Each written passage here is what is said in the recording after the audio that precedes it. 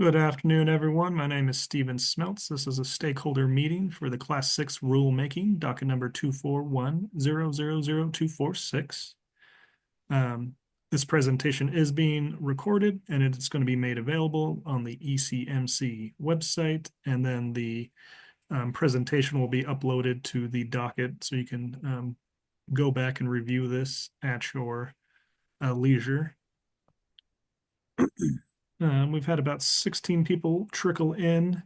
It's a little less attendees than we had last time at our last stakeholder, so I'm going to hold off for about maybe another minute, and then we can start in about 1 minute. So thanks for everyone for making the time to be here, and do appreciate it under the compressed timelines.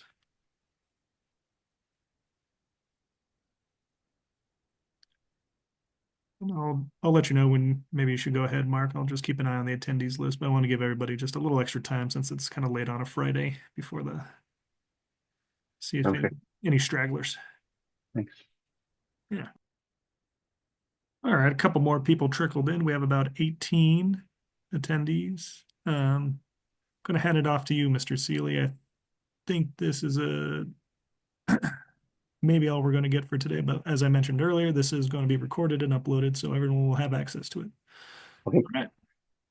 sounds great. Thank you, Stephen, You're and good welcome. afternoon, everyone. Thank you for taking the time to join us today, especially on Friday afternoon ahead of Thanksgiving week. We truly appreciate your engagement and continued feedback throughout this process. Most of you know who we are, but just to reiterate, I'm Mark Seeley, the lead CCUS specialist with the ECMC. Joining me today is Mike Rigby, and from our AAG office, we have both Lauren Mercer and Ben Boudreau. Lauren and I will be giving the presentation with Mike and Ben manning the chat and answering questions as appropriate. The intent of today's meeting, actually, next slide, please, Stephen. The intent of today's meeting is to provide an update on our engagement with EPA, as well as highlight the main rule changes in the latest draft rule that were posted on Wednesday. We expect this discussion to take up about half of our time today, and then for the remainder, we'll open it up to answer your questions. As with our previous meeting, we encourage you to place your comments and questions in the chat. This helps us stay organized and ensures we can address as many of your concerns as possible during our time together. With that, let's dive right in. Next slide, please. So on providing an update on our engagement with EPA and the feedback that we've received, as we've mentioned previously, the EPA has provided positive feedback on our draft rules, and we feel confident this latest version sets us up well for applying for primacy. I also want to take a moment to extend a big thank you to the EPA, just like last time, for working closely with us throughout this process and on our timeline. Their partnership and input have been invaluable in refining our rules and ensuring that we're aligned with federal standards. One area of substantive change I want to highlight is in the post-injection site care section. We'll talk about it later, but wanted to point out in this latest draft, we have reverted to language that closely mirrors our initial straw dog draft rules, which again are more closely aligned with the EPA language. I will reiterate that while the language has changed, we feel both versions are protective and meet our goals of safeguarding public health, safety, welfare, the environment, and wildlife resources, as well as underground sources of drinking water. Next slide, please. We've got a lot of, actually, we're going to hand this off to Ben or Lauren. Take this one. Good afternoon, everyone. I'm Assistant Attorney General Lauren Mercer, and I'm representing ECMC staff in this rulemaking. So diving into the changes that you'll see in the rules that were released on Wednesday, as opposed to the originally noticed rules. First, you'll see a number of sort of general revisions that staff made in response to both EPA and stakeholder feedback. One thing that you'll see throughout is that EPA requires that we use the word must instead of will when describing operators' obligations. We don't view this as a substantive change because will is used throughout the rules to signify mandatory obligations in ECMC's rules. But there were I think like 500 instances of will that were changed to must. So you'll see those red lines throughout. We also added in a sort of a procedural item, the concept of a pending Class 6 development plan. And that's because EPA's procedural rules include a step called a draft permit that's issued. And that draft permit is very similar to in ECMC's process to the version of the permit application that is sort of published and made public after the completeness determination.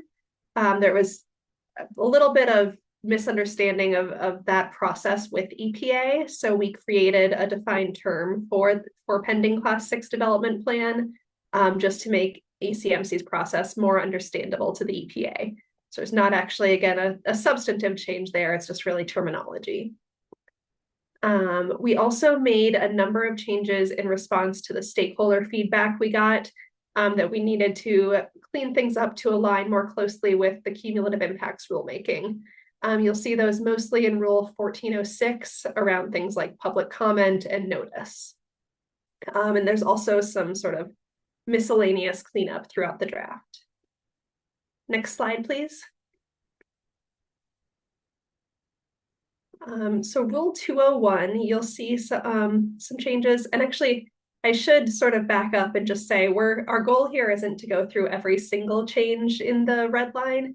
It's more to focus on, the changes that are either more substantive or that we feel could have used a little bit more explanation to make sure folks understand what we did. So if you see other changes in the red line, that's certainly the case, and we can field questions on those if you'd like at the end. Coming back to Rule 201, staff revised this rule based on our evolving understanding of the limits on ECMC jurisdiction on tribal lands. So in this version of Rule 201, we clarify that ECMC will not regulate Class 6 wells sited with surface locations within a tribal reservation boundary. Those operations will remain subject to EPA and or tribal regulation as applicable. We also made conforming changes in Rule 1406 to reflect that ECMC will not be regulating these locations. So there's no longer, for instance, tribal consultation required when there's a location cited within a reservation, because there can no longer be a location cited within the reservation that would be subject to these rules. Next slide. I'll hand it back to Mark for this one. You're on mute, Mark. Thank you. We've heard concerns and talked with several stakeholders about the well conversion process, and so I want to address those directly. To ensure all potential wells or well bores are addressed, we've updated Rule 1401 by including 1401A3, which specifically addresses existing wells or well bores. This well applies broadly rather than focusing solely on the geologic storage science wells, monitor wells, or existing UIC classes. For any well an applicant wishes to convert to a Class 6 well, I think this is extremely important, the process will always require going through the full Class 6 development plan process. This includes comprehensive review steps and culminates in a commission hearing. It's important to reiterate that a Class 6 development plan cannot be administratively approved. Additionally, I also want to reiterate that no Class 6 geologic storage science well can be converted into a Class 6 injection well administratively. These as well must go through the entire Class 6 development plan process without exception. Next slide, please. I'll turn it back over to Lauren. Thank you. So one unique factor for this rulemaking is that until ECMC obtains primacy, Class 6 wells in the state will continue to be regulated by EPA. And we expect, based on the primacy process, for there to be a gap of some months up to perhaps a year between approval of these rules and when we could actually have primacy. And so that means that when ECMC obtains primacy and these regulations go into effect, there may be either existing Class 6 permits that were issued by EPA within the state, or there could be permit applications for Class 6 wells that are currently undergoing EPA review. Consistent with the approach that they've taken in other states, we expect EPA is going to transfer these permits and applications to ECMC.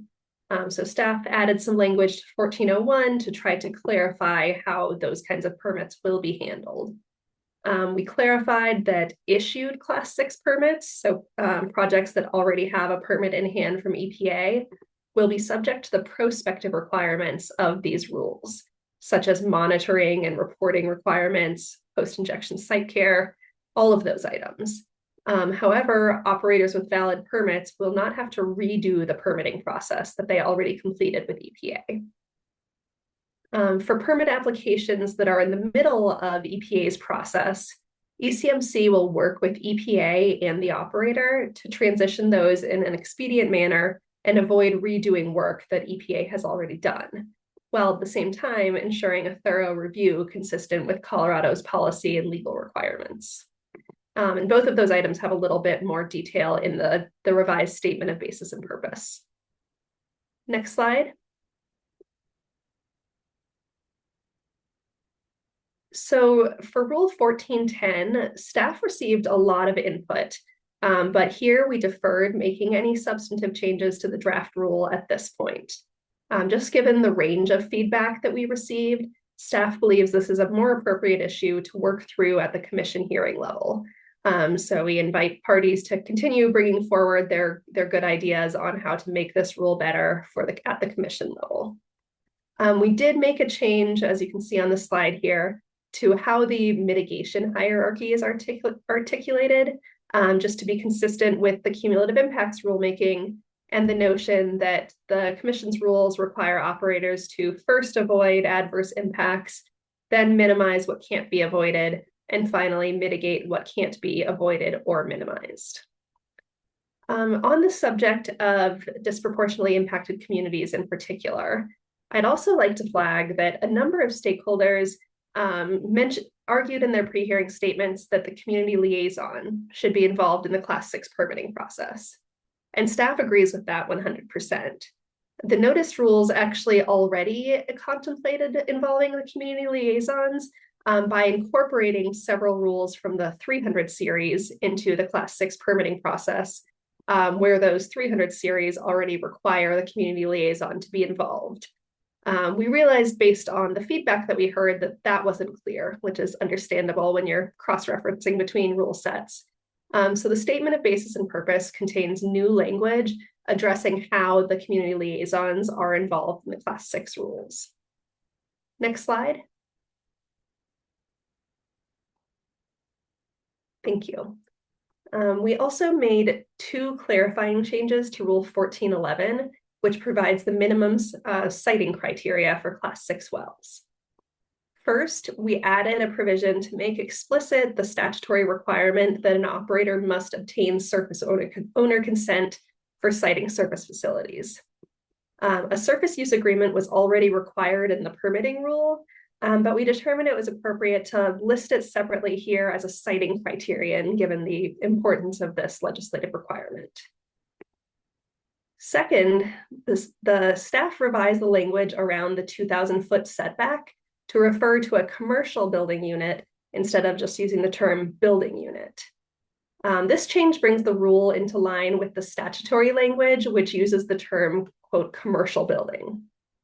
And to facilitate all of this, we added a definition of commercial building, which is a building that is designated for business and produces income, including but not limited to an office building, retail space, restaurant, or hotel. Commercial building unit does not include residential building units, industrial facilities, or warehouses. And just to give a little more explanation here, the reason for specifying that a commercial building unit is different from an industrial facility is to avoid unintended consequences, and specifically to avoid the unintended consequence of prohibiting projects that propose to co-locate an injection well right next to the emission source where the CO2 will be coming from at an industrial facility. And those are typically going to be ideal projects from an impact reduction standpoint because they don't require pipelines, or other infrastructure to get the CO2 from the emission source to the class 6 well. Because of that, staff believes this definition is necessary to remain consistent with the legislative intent of reducing impacts to communities from CCS projects. With that, I will hand it back to Mark. Thanks, Lauren. The next topic I want to cover is the rules for seismic monitoring. I'll first acknowledge that while underground injection wells have been associated with induced seismicity in some cases, the vast majority of these events are linked to water disposal wells rather than carbon dioxide injection wells. Even so, we understand the importance of addressing this risk and have developed regulations that apply to every operator in the state to promote proactive monitoring and effective response. In crafting these regulations, we've consulted with national experts to ensure our approach is consistent with the latest industry insights. In the latest draft rules, we've added more detailed processes for how operators will be required to respond to a seismic event. We've also included flexibility for operators to develop site-specific seismic monitoring strategies, again, based on site-specific data analysis and information. This allows for a more precise approach to monitoring, ensuring that our rules are both protective and adaptable to the unique characteristics of each site. Next slide, please. Post-injection site care and closure. As I mentioned earlier, the most substantive change in the latest draft rules is this section, which now more closely resembles our straw dog draft rules and mirrors EPA language. We made this revision to better align with EPA requirements, which will support our efforts in pursuing primacy. And as I mentioned earlier, while the language has changed, we think it's important. We think that both versions are protective and align with our goals of providing protection and safeguarding public health, safety, welfare, the environment, wildlife resources, and underground sources of drinking waters. As part of this alignment with EPA language, there is a default 50-year HISC period. However, it's important to note that this is just a default timeframe.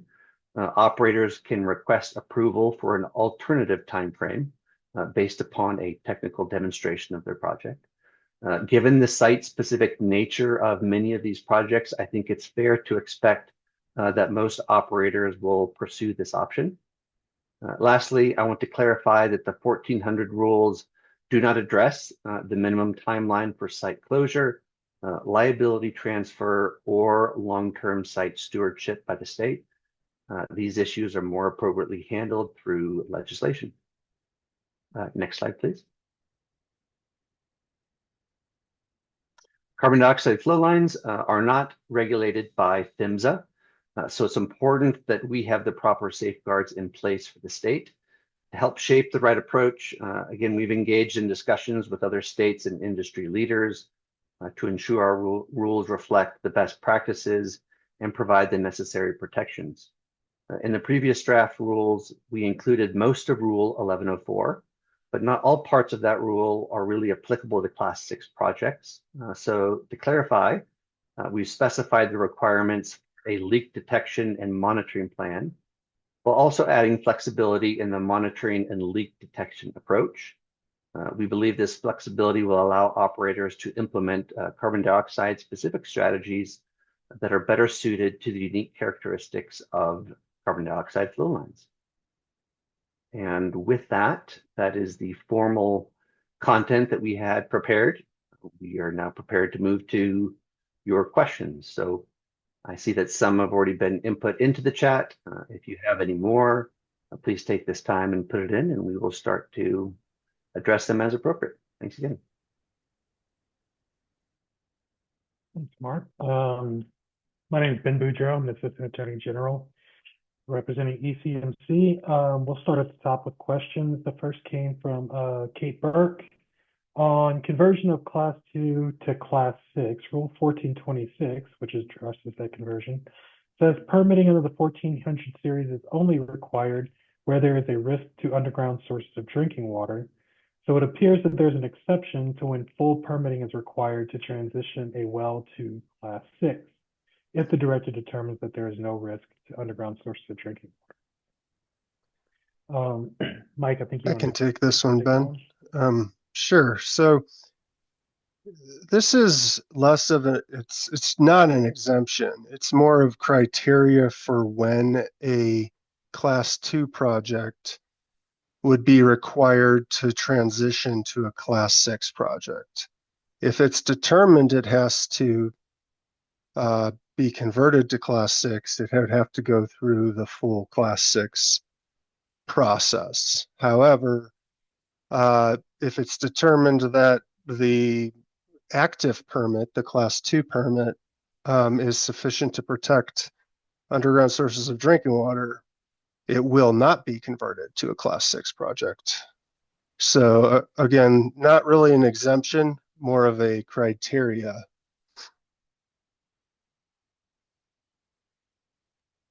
Thanks, Mike.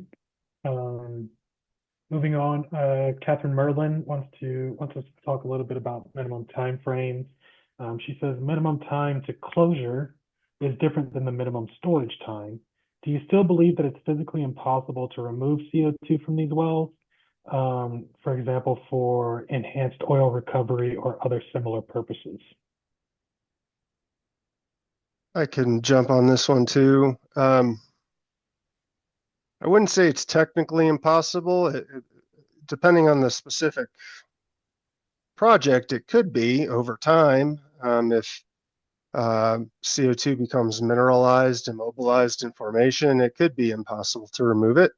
There could be situations where it's not impossible technically to remove, but it's highly improbable that this type of strategy would move forward to where you would inject it into a class 6 well for temporary storage, mainly because removing it, you'd also have to split it off from the formation water, and that costs additional money. And I think there's other technical reasons why you would likely just find a different CO2 source rather than storing it temporarily in a class 6 well. Additionally, the federal tax credit would need returned if you remove any CO2 from a class 6 well. So I don't really have anything else to add to that, but that's just some thoughts on the topic. It sounds like it'd be a very expensive way to temporarily store CO2. Let's see. Next comes from Courtney Shepard. She says that she appreciates the thoughtfulness of staff on specifying that a commercial building regarding a commercial building unit in Rule 1411C, but it's quite common for an office building to be located on site at an industrial facility. I can take this one. And I think that raises a great point, Courtney. And we're definitely, staff is open to continuing to sort of workshop and make sure that we get all the definitions here right. So I think, if that was something that would benefit from language in the statement of basis and purpose, or further clarification, we'd certainly be open to that. And I'm sure the commission would be interested in hearing those thoughts too. Thanks, Lauren. Looks like Kate Burke had a follow-up to her first question about conversion of class 2 to class 6. She says, our real concern is that it won't allow for consideration of surface impacts regarding the conversion.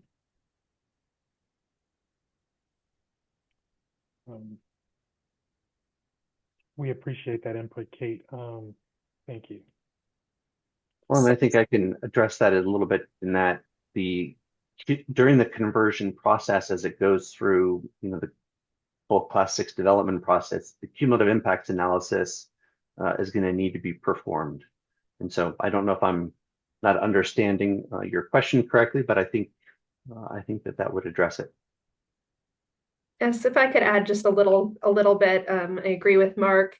And any well that's converted, whether it's a class 2 well, a monitoring well, an oil and gas well, will have to go through the full class 6 development plan. And it will have to meet, for instance, the siting criteria in 1411, cumulative impacts in 1410. So surface considerations will be required for those circumstances too. Thank you, Lauren. 350 Colorado also had a question about conversion of class 2 to class 6. If a class 2 used for enhanced oil recovery converts to a class 6, will the enhanced and oil recovery activities continue?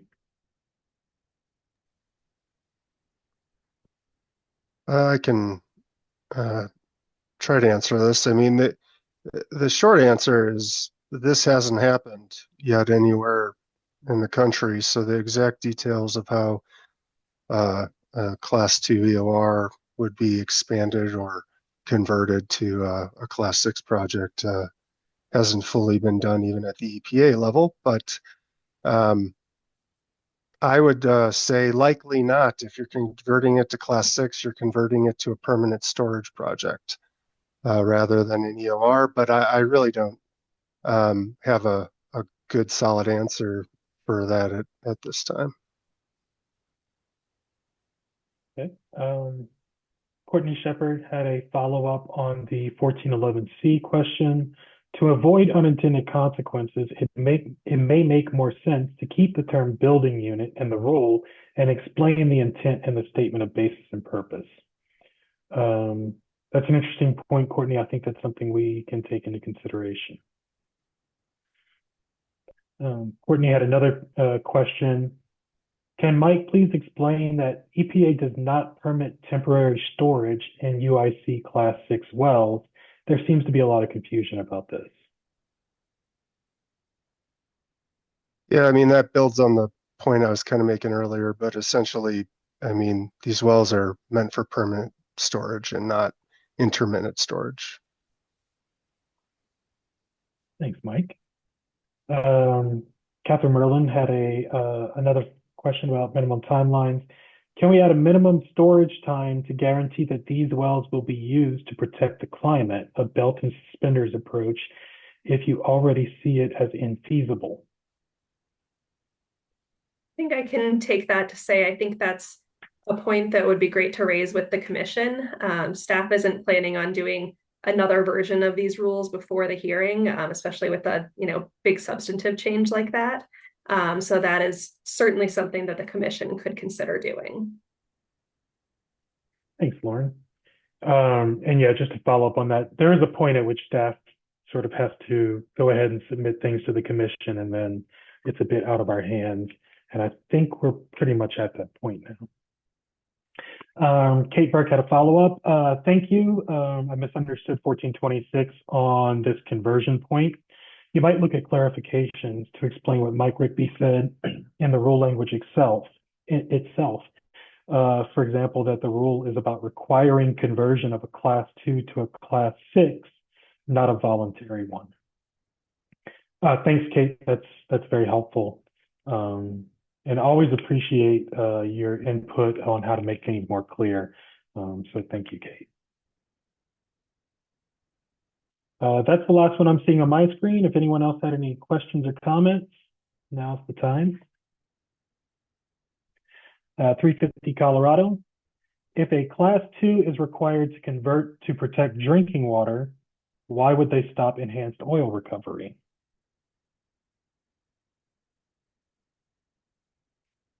I don't quite have my head around that question. I take a stab at it. I think if a Class 2 would be required to convert to a Class 6, then I don't believe EOR operations would continue. Class 6 is solely designed for long-term permanent storage, whereas Class 2 is designed for enhanced oil recovery.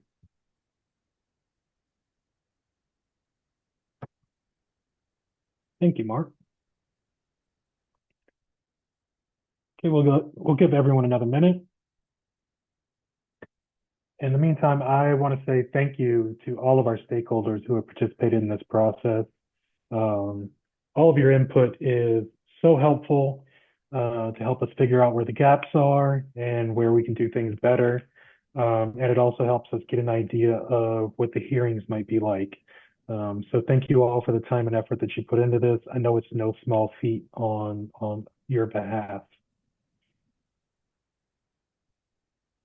Seeing nothing else coming up on the chat, it might be time to wrap it up. Hearing Officer Smeltz. Oh, hang on, we just got something. When does H.O. Boudreaux plan to issue a hearing schedule? I don't know if that's meant to be facetious or not, but I'm not a hearing officer. That would be hearing officers to know. Yep.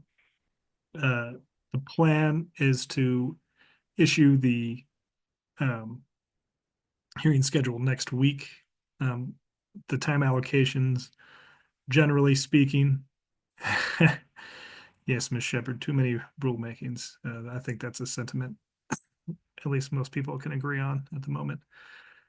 The time allocations, we all the filings are reviewed by myself, and then I consult with the hearings unit, including hearings manager Thomas. And based on our previous experience, we assign times that we think is reasonable for people to make arguments, kind of based on what they've been arguing in their filings. We try to give everyone what they ask for. I think in this particular rulemaking, it's not going to be what people are asking for, a little bit less. But like I said last time, I think we always strive to give everyone adequate amount of time to make their arguments in front of the commission. As always, parties always have the option to cede time to other parties. And if you've participated in the geothermal rulemaking in such ways, the commission has ways to say, well, your time might be over, but then they can have a question and answer session where that's not on the clock. And, the commissioners, especially the chair, is very cognizant of the fact if there's an ongoing conversation that they want to kind of keep that going. I haven't seen them really put a hard stop on anything where there's a kind of active debate going on. So I think, I can't guarantee anything. I just assign those times as we see fit. But, like I said, if you've been participating in the rulemakings, the commission gives people opportunity to fully acquit themselves on their arguments. And I'll have that out next week. I believe before Thanksgiving. Wow, yeah, next week's Thanksgiving. So I should have that out next week.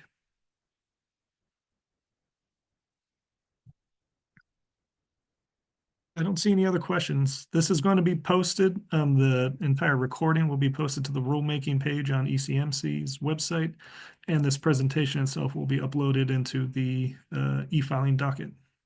Thanks, everyone. Happy Thanksgiving to everyone if you celebrate that. If not, have some good food anyways. Okay. Thanks, everyone.